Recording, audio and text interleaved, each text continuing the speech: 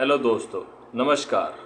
जैसे कि मैंने आपको पहले बताया है कि हम चार धाम यात्रा करेंगे, तो उसमें हमारा पहला पड़ाव है रामेश्वरम। रामेश्वरम के बारे में मैं आपको वो जानकारी दूंगा जो आपको वहाँ जाने के लिए हेल्पफुल होगी। तो इसमें मैं आपको ये बताऊंगा कि आप वहाँ पर किस प्रकार से पहुँच सकते हैं और वहाँ पर रुकने की व्यवस्थाएं कैसे हैं और खाने पीने के लिए आपको किस किस स्थान पर पहुंचना होगा, कौन कौन से मंदिर में हम वहां पर दर्शन कर सकते हैं, इस बारे में भी आपको जानकारी दी जाएगी। और सबसे मेन बात, वहां पर जाने के लिए खाने पीने की व्यवस्था, रुकने के लिए। हेलो दोस्तों, मैं आपका दोस्त मोहित और मैं आपको अब बताने जा रहा हूँ कि हम रामेश्वरम की यात्रा कैसे कर सकते हैं। अगर हम दिल्ली से रामेश्वरम जा रहे हैं तो हमें कहाँ से किस किस साधन का उपयोग करना चाहिए अपने आप को सुरक्षित और स्वस्थ वहाँ पहुँचाने के लिए। सबसे पहले मैं बात करना चाहूँगा कि हमें मेन किन किन बातों का ध्यान रखना है। पहले तो हमें वहाँ पर रुकने की व्यवस्था कैसे प्राप्त होगी। रामेश्वरम जाने के लिए हमें प्रमुख स्थान मदुरई से दूरी तय करनी होगी। मदुरई पहुंचने के लिए अगर हम भारत के अलग अलग राज्यों से हैं तो वहां पर हम ट्रेन से या प्लेन से जा सकते हैं। प्लेन से मदुरई एयरपोर्ट और वहां से हम बस के माध्यम से और ट्रेन के माध्यम से जा सकते हैं। जब हम मदुरई से रामेश्वरम ट्रेन के माध्यम से जाते हैं तो रास्ते में जो पंबम ब्रिज आता है वो विश्व का सबसे खतरनाक ब्रिजों में से एक है और मदुरई से रामेश्वरम की दूरी 170 किलोमीटर है। फिर हम बस के माध्यम से जा सकते हैं। बस के माध्यम से रामेश्वरम जाएंगे तो जो पुल है वो रेलवे पुल के साथ साथ जाता है और वहाँ से भी हम रेलवे के दृश्य देख सकते हैं। रामेश्वरम से जाने के लिए मदुरई से हमें प्राइवेट बस, एसी बस की सुविधा मिलती है। प्राइवेट बस से जाने के लिए हमें 200 से 250 रुपये चार्ज होते हैं और जब हम एसी बस से जाते हैं तो हमें 500 से 700 रुपये भुगतान करना होता है। उसके पश्चात Rameswaram railway station, Rameswaram bus stand पर पहुंचने के बाद रामेश्वरम मंदिर की दूरी 3 से 4 किलोमीटर है, जिसको हम ई रिक्शा या ऑटो से पूर्ण कर सकते हैं।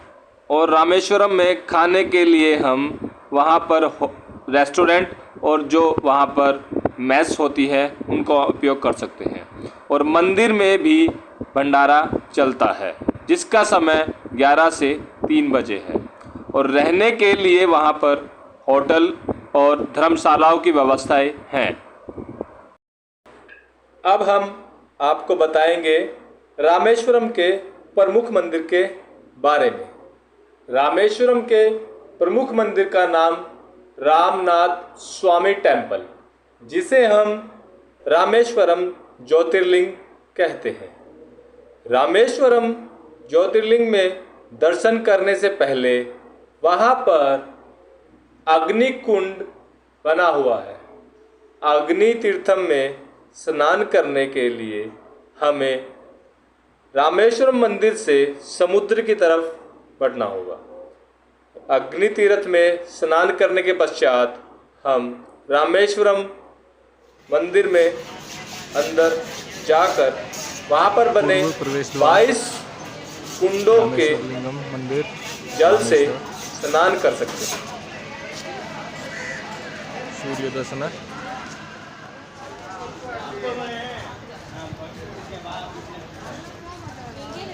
9 मंजिला।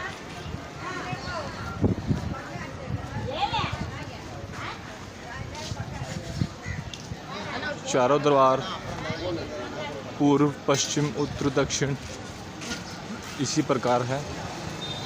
और इस द्वार में बिल्कुल सीधे रामेश्वर लिंगम के दर्शन प्राप्त कर सकते हैं। बिल्कुल सीधे ये पूर्वोत्तर द्वार। 22 कुंडों के जल से स्नान करने के पश्चात दुखों का निवारण होता है। वहाँ के पश्चात हम मंदिर में दर्शन कर सकते हैं। रामेश्वरम मंदिर में 2 ज्योतिर्लिंग हैं, जिनमें से एक ज्योतिर्लिंग की स्थापना माता सीता के द्वारा और दूसरे ज्योतिर्लिंग को हनुमान जी कैलाश पर्वत से लेके आए थे। विश्व का सबसे लंबा बरामदा रामेश्वरम मंदिर के अंदर है, जिसकी कुल लंबाई 3850 फीट है।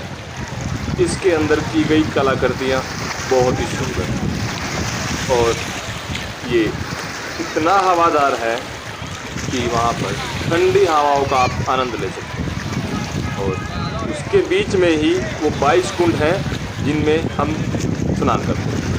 मंदिर में दर्शन करने का समय सुबह 4:30 बजे से लेकर दोपहर 1 बजे तक और 3 बजे से लेकर शाम 7 बजे तक है, जो समय पूर्वक रामेश्वरम मंदिर के दर्शन करने के पश्चात हम वहाँ पर पंचमुखी हनुमान मंदिर के दर्शन कर सकते हैं। रामेश्वरम में दर्शन करने के पश्चात हम धनुषकोटि जा सकते हैं। धनुषकोटि एक भारत का ऐसा स्थान है जो रहस्यों से भरा हुआ है, क्योंकि धनुषकोटि में पहले लोगों के रहने की व्यवस्था थी, पर 1964 में आए चक्रवाती तूफान के कारण वहाँ पर सब कुछ क्षतिग्रस्त हो चुका है। वहाँ पर जो रेल की सुविधाएं थी वो क्षतिग्रस्त हो चुकी है। धनुषकोटि जाने के लिए हमें कोई प्राइवेट बस या ऑटो बुक करना होगा। वहाँ के लिए कोई साधन नहीं है, पर वहाँ के लिए जो रोड है वो बना हुआ है और वहाँ पर अब खंडर पड़े मकान, सरकारी इमारतें जैसे कि आप वहाँ देख सकते हैं।